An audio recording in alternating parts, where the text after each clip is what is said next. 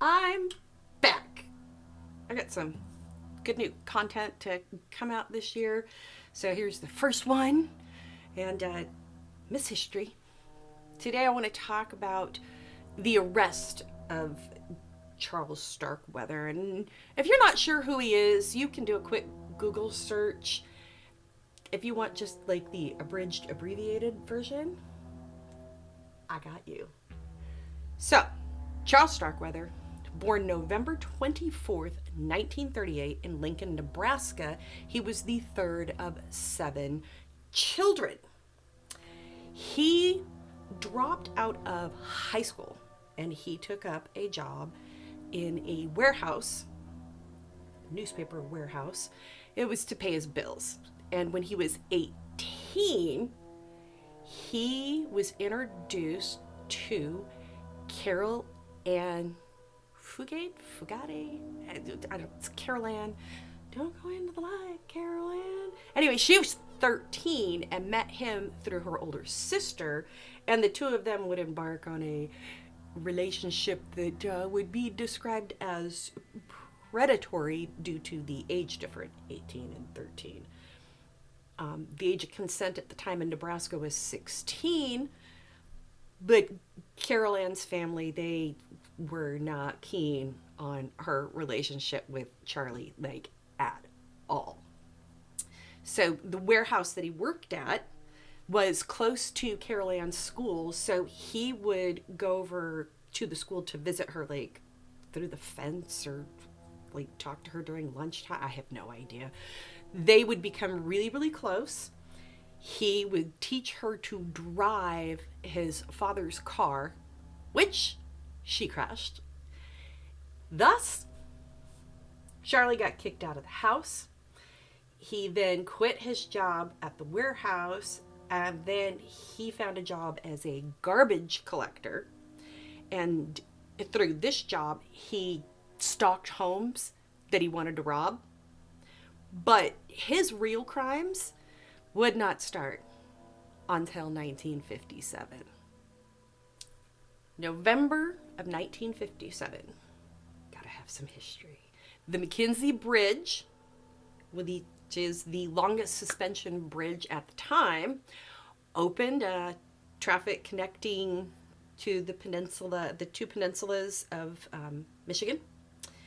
The movie Jailhouse Rock opened in theaters. The Cold War had officially begun between the United States and the USSR. Edward Gein murdered the last known of his victims. Oklahoma celebrated its 50th year of statehood. And on November 25th, President Dwight Eisenhower suffered a stroke. And on November 30th, Starkweather would try to purchase a stuffed animal from a gas station on credit, because you could do that back then without a credit card, except in Charlie's case. When the clerk, Robert Clover, refused to sell Starkweather the animal on credit, well, Charlie kind of lost his mind, pulled out a bang, and he was going to rob him. And then he took Robert out to the woods where he would unalive him. In January of 1958, 14-year-old Bobby Fischer won the United States Chess Championship. The Lumbee Indians confronted the KKK in Maxton, North Carolina in the Battle of Hayes Pond on January 18th. On January 21st, Charlie would go to his girlfriend Caril's house, where he was confronted by her mother and stepfather, who told Charlie to stay away from Caril Ann. Well, Starkweather responded by unaliving them both. And then he would also unalive Caril Ann's 2-year-old half-sister, and then would hide their bodies in an outhouse and a chicken coop behind the family home. And then he would go back into the house where he would hang out and wait for Caril Ann to come home. I don't know how long he was there. Caril claimed that when she arrived home, he met her with his bang bang and said he was holding her family hostage. But if she cooperated with him, he would not them. The two would then stay in the house for like a few days with a sign on the window saying, "Don't come, we all have the flu, everyone's sick," you know, that kind of thing. And then on January 27th, police got a call from Caril Ann's grandmother, who was kind of suspicious as to what was going on. And the police would then go to the home and find no one there, but nothing seemed to be out of order. And it wouldn't be for a few more days when one of Charles's brothers and a friend, Bob Von Busch, would search the Fugate home and the surrounding areas, and then that's when they would find the body of Caril Ann's parents. And then the police were alerted about Charlie and Caril Ann. But in the meantime, by the time the bodies had been found, the two, Caril Ann and Charlie, had gone to a family friend's of Caril Ann's. His name was August Meyer. And Charlie would him and his dog and then steal his vehicle. This vehicle got stuck in the mud, and then there were two teenagers, Robert Jensen and Carol King, who stopped to offer assistance. Charlie would Robert, and then he would attempt to SA the girlfriend. He failed, so then he unalived her as well. Then he took Caril Ann with him to the home of Seelow Ward, a wealthy section of Lincoln, where Charlie would then unalive the maid, the family dog, because apparently he hates dogs. He would kill Ward's wife, and then finally Ward. The two of them, Caril Ann and Charlie, robbed the house, stole Ward's 1956 Packard, and a clipping in the newspaper that had arrived while they were in the home with a photo of Caril Ann's murdered family. And then these two would head west out of Lincoln, Nebraska, likely on their way to, like, what, California? Anyway, the reports of the stolen Packard started hitting the news. The pair needed to get a new vehicle, and it was January 29th, and they came upon Merle Collison, who was a traveling salesman, probably Kirby vacuum cleaners. He was asleep in his car just outside of Douglas, Wyoming. So that's how far they had gone when the reports caught up to them of the stolen Packard. Charlie would unalive Collison. He would blame Caril later. She said it was him. Either way, somebody else was a victim of Charles Starkweather. Apparently, Charlie, unfamiliar with the parking brake and a manual transmission in Collison's car, so the car stalled, because who didn't know how to drive a Standard at that time? A manual transmission. Who didn't know how to do that? Apparently Charles Starkweather. Another motorist, Joe Sprinkle, would stop to try to render aid. A fight broke out between himself and Charlie. Charlie pulled his gun on Sprinkle, and at around that time, Natrona County Sheriff's Deputy, a Natrona County Sheriff's Deputy arrived, and this Sheriff's Deputy was William Romer. He was approached by Caril Ann, who pointed to Chuck and said he was a murderer. Charlie got back in the Packard, led police, Natrona County Sheriff's Deputy William Romer, Douglas Police Chief Robert Ainsley, and Converse County Sheriff Earl Heflin on a high-speed chase heading east out of Wyoming, like back to Nebraska. Eventually, Starkweather pulled over when a bullet shattered the car's rear window and then cut his ear before hitting his right hand. Chuck and Caril were then extradited back to Nebraska to face charges where both would be found guilty in separate trials. Starkweather received the death penalty and would be executed on June 25th, 1959. Caril, now aged 15, received a life sentence, but she was paroled in June of 1976. In all of the reports about the arrest, it was Converse County Sheriff Earl Heflin who fired the shot that ended the chase. And yes, that is true. However, you will only ever hear about Heflin and Douglas Police Chief Robert Ainsley in the arrest record. This is where I have to say maybe this kind of questionable. Why were the actual arresting officers not named? Why didn't they too share in the story about the capture of Starkweather?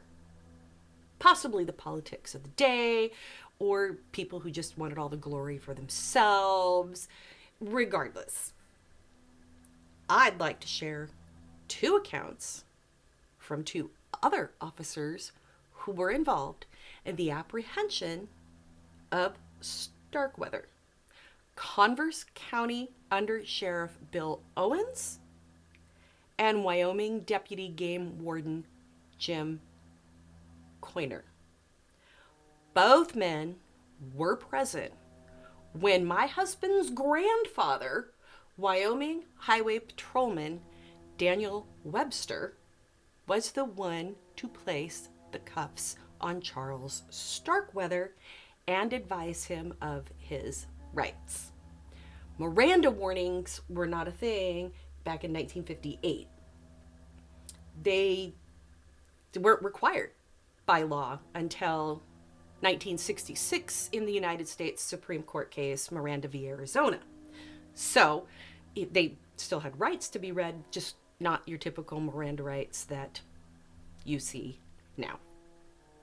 I forgot my glasses.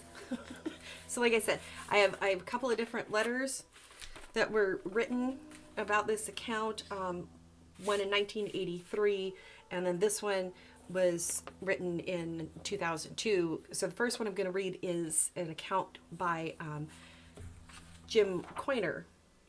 So this is his telling of the Starkweather arrest in 2002 as he's reflecting on all of the things that had happened.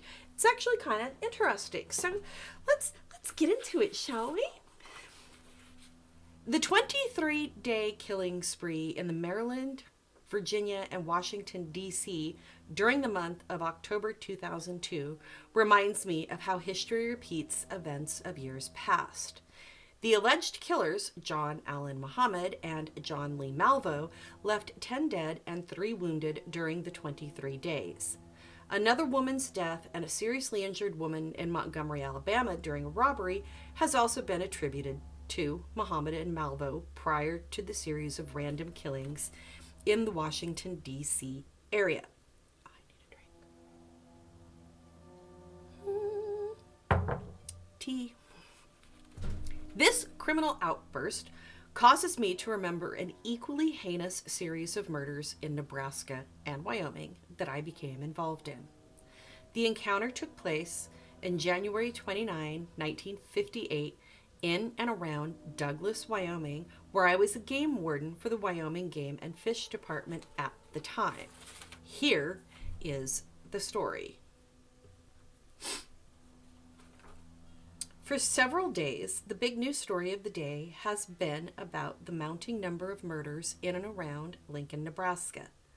The victims crossed many socioeconomic groups, from prominent citizens, maids, butlers, and teenagers, all murdered by shooting or stabbing. As each murder was discovered, public fear rose, and law enforcement was doing everything possible to resolve the situation. The murder toll eventually reached 12 in Nebraska. Law enforcement agencies in the surrounding states were constantly notified of the status of the crimes and added the name Charles Starkweather and Caril Fugate as suspects. The morning of Wednesday, January 29th, I went to check a rancher's haystacks near Glen Rock, Wyoming, to check the effectiveness of a bone tar spray repelling deer from damaging the stacked hay. It had snowed lightly during the night and no deer tracks were found around the stacks. It was encouraging to see the possibility this treatment may help to alleviate deer damage to ranchers' haystacks. I went into Glen Rock for a cup of coffee, where I met the town marshal, who asked me if it was possible if he could listen to the 11 o'clock summary of law enforcement bulletins of importance to Wyoming and surrounding states. In those days, not all law enforcement folks had two-way radios, and Glen Rock was one of those places.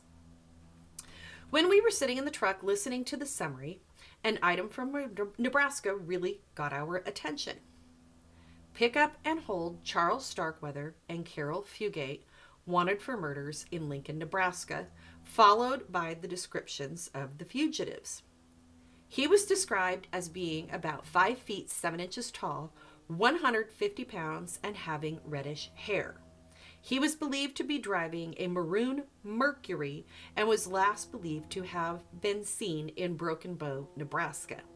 He was reported to be accompanied by Caril Fugate, age 14, and her description was also given. He was considered to be armed and extremely dangerous. The Glen Rock marshal and I joked about how unlikely it was that Starkweather would come to Wyoming. Little did we know, Charles Starkweather and Caril Fugate were already in Wyoming. The marshal and I parted ways, and I returned to Douglas for lunch. Shortly after noon, Natrona County Deputy Sheriff Bill Romer was driving on US 2026 to the Lower Leprel Farm area west of Douglas to deliver some civil papers. Near a new communications tower, Deputy Romer saw 2 cars pulled off the road with doors and trunks open, like drivers were having car trouble. Like the Good Samaritan that Bill was, he stopped to offer assistance. When Bill stopped, a young girl ran toward the sheriff's patrol car screaming hysterically, "Help me! I've been kidnapped by Charlie Starkweather! Help me! And he just killed a guy." Deputy Romer asked her to repeat her comment on the kidnapping and Starkweather, and she did. Mr. Starkweather, on the other hand, jumped into the Lincoln they had been driving and sped eastward toward Douglas. Bill promptly radioed the Douglas Police Department asking for a roadblock to be set up west of town to apprehend the fleeing fugitive, and said he had the fugitive Caril Fugate in custody. Justice of the Peace Harry Wise responded to the radio call from Deputy Romer. However, none of the lawmen in the Wyoming Highway Patrol, Douglas Police Department, Converse County Sheriff's Department, or me could be reached by radio. Judge Wise then began to phone these officers until he called my home and reached Dan and me. During lunch with my good friend Dan Webster, the Wyoming Highway Patrolman stationed in Douglas, stopped by my house to discuss with Florence and I about a get-together we had planned for our families in next several days. During our conversation, a phone call from the Justice of the Peace, Harry Wise, at the Douglas Police Station. Judge Wise and Deputy Sheriff Bill Romer from the Natrona County radioed the Douglas Police Station that Starkweather had just murdered a man along Highway US 2026 about halfway between Douglas and Glen Rock, and was traveling toward Douglas driving a light blue-colored Lincoln bearing Nebraska license plates. He had asked us to set up a roadblock west of Douglas as soon as possible to intercept the fugitive. He reported he had Caril Fugate in custody. Dan and I jumped in our respective vehicles, turned on our sirens and red lights, and sped west out of town toward a good roadblock site about 5 miles out of Douglas. As we were slowing down to set up the roadblock, the light blue Lincoln screamed by us, heading for Douglas. We radioed that information back to Douglas as we made fast U-E's and headed back toward Douglas with our red lights flashing and sirens still screaming behind the speeding Lincoln. In the meantime, Converse County Sheriff Heflin and Douglas Chief of Police Bob Ainsley had teamed up in the city patrol car to join the chase. Under Sheriff Bill Owen, waiting at the North Platte River Bridge on the west side of Douglas, was picked up by Highway Patrolman Webster as the chase continued on through town, led by a light blue Lincoln, followed by a black city Plymouth patrol car, a black Ford Highway Patrol car, and a green half-ton V8 Studebaker pickup, all with lights flashing, sirens screaming, and tires squealing around the curves and corners in town. The chase slowed down to around 60 miles per hour in Douglas to negotiate several sharp curves in town from the 100 plus miles per hour west of town as the chase continued through town, disregarding the both of the town's 2 traffic lights. This is exactly how it is written. Do not come for me. In town, where the eastbound highway followed 4th Street from the center of town, there was a straight stretch of about 10 blocks. On this street, Sheriff Heflin leaned out of the window of the city patrol car and fired several shots at the fleeing Lincoln with his .30-30 rifle. One of the shots, or shot, hit the back window of the Lincoln, blowing glass shards all over the inside of the car as the chase continued.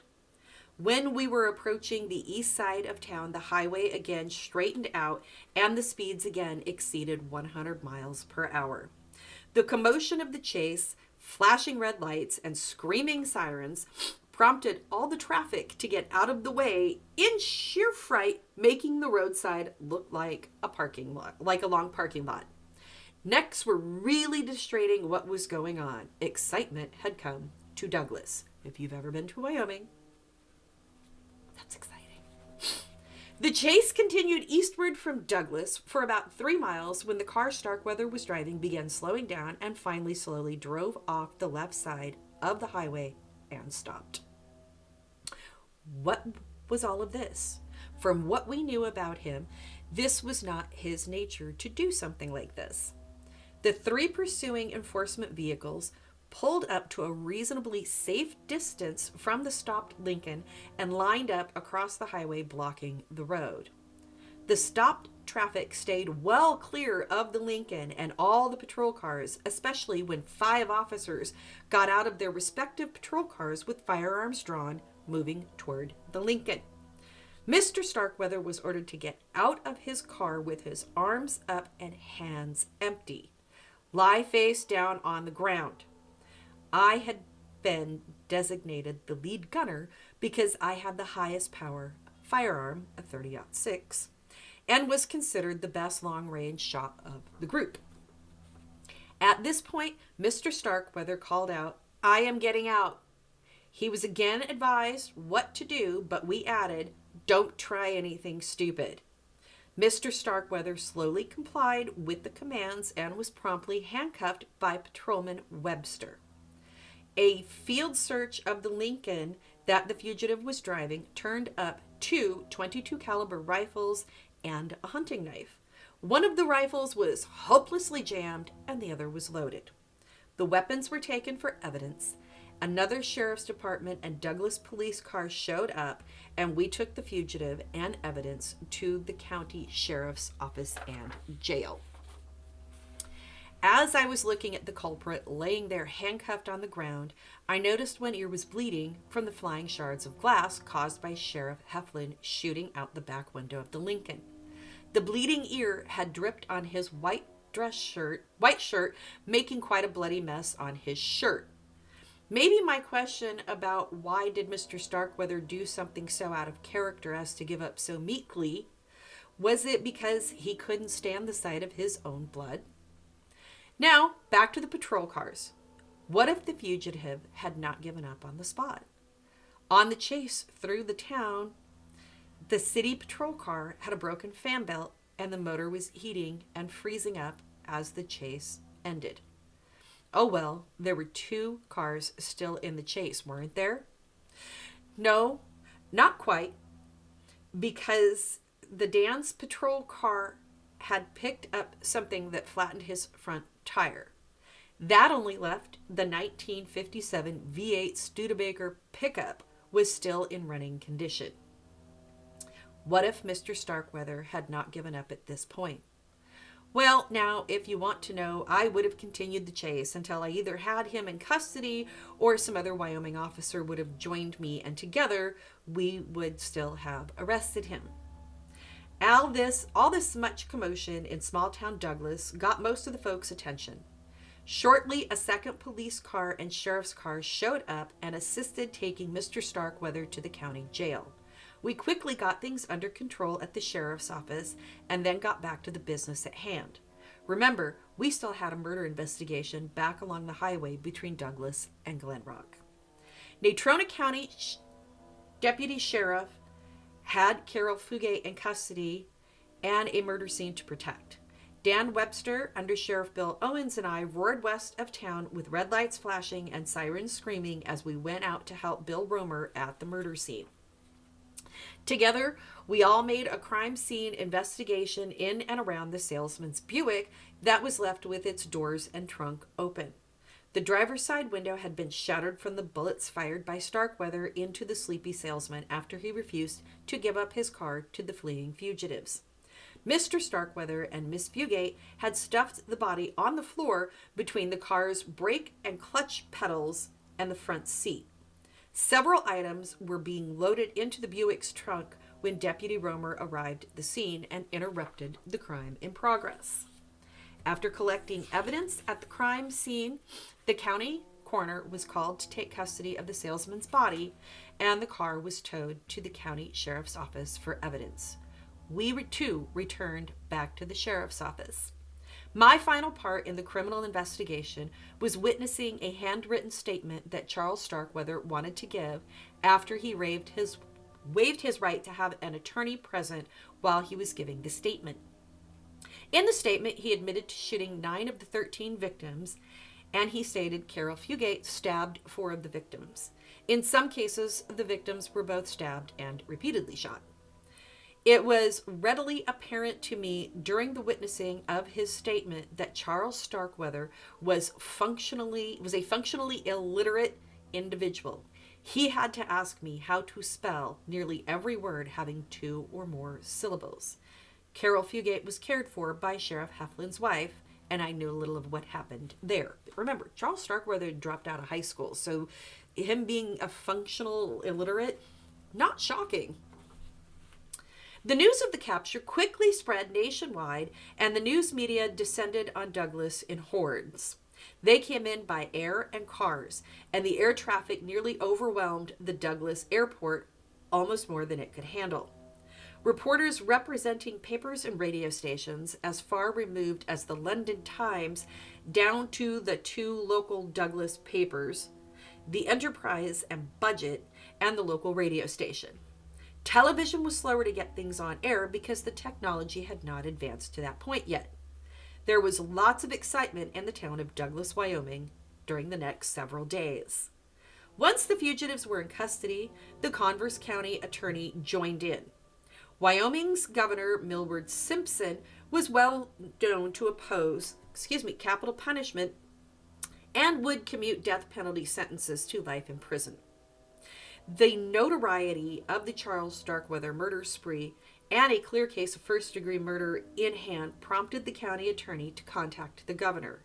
He asked the governor if a jury convicted Charles Starkweather of first-degree murder and the judge sentenced him to death in the Wyoming State Prison, would you, as governor, commute Mr. Starkweather's sentence to life imprisonment? The governor stated that he would, and extradition procedures were begun to send Caril Fugate and Charles Starkweather back to Lincoln, Nebraska to face murder charges there. Trials were subsequently held in Lincoln, Nebraska, where Charles Starkweather was convicted of first-degree murder and was sentenced to death in the Nebraska State Penitentiary. Charles Starkweather was the last person executed in Nebraska before the moratorium on all executions in the United States was put in place for several years. Caril Fugate was also tried for first-degree murder in Lincoln, Nebraska. She was convicted and sentenced to life imprisonment in the Nebraska State Penitentiary. However, after serving about 10 years in prison, she was granted a parole and is now out of prison. The last word on Caril came from a criminologist teaching at the University of Nebraska. He had made a thorough study of the Starkweather-Fugate crime spree and later stated at the first Wyoming Law Enforcement Academy that Caril Fugate had the shrewdest criminal mind he had ever interviewed. Interesting.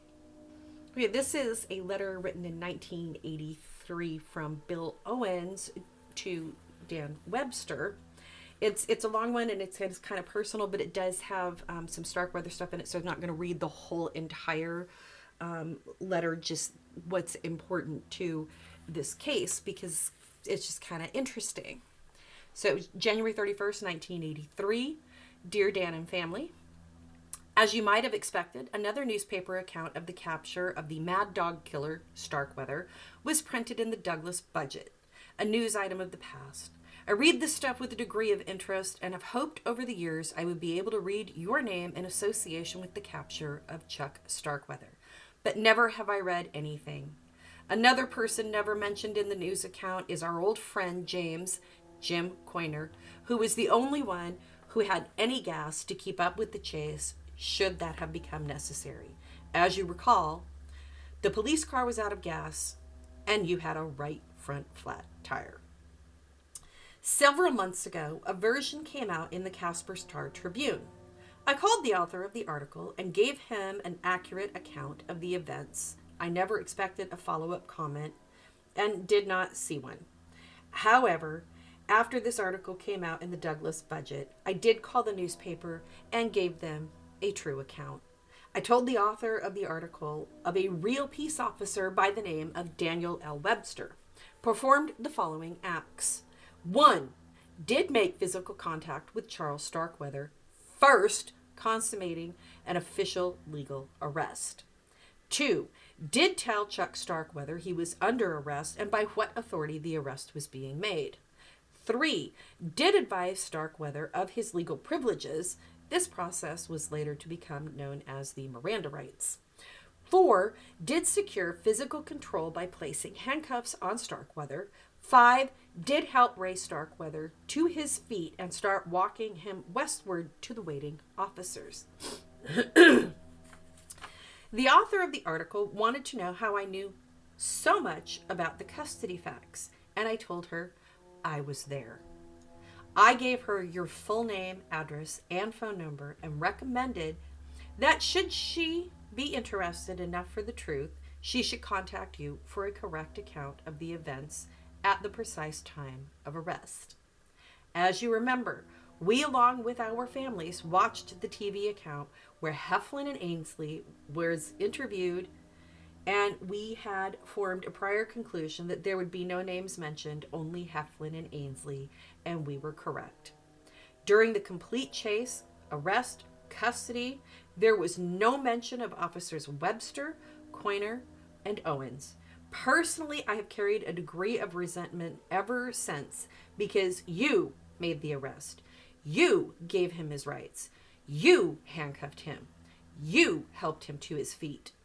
Do you recall the physical and emotional behavior of Heflin and Ainsley as you and I stood beside them and they ordered us not to go forward? I said that either Starkweather gets up and comes to us, or we go to him. We cannot stay in this separated position all day. You and I went forward. You to the right side of the highway, south side, and I went to the left side, north, and approached the body on the highway that was laying face down. We faced each other. Thanks to a person driving by who stopped to take pictures, I have a photo of Jim, Earl, Bob, Chuck, and Dan walking toward the camera as they came back to the police car. I have a photo of suspect and officers entering the police car. Where was Bill in these photos?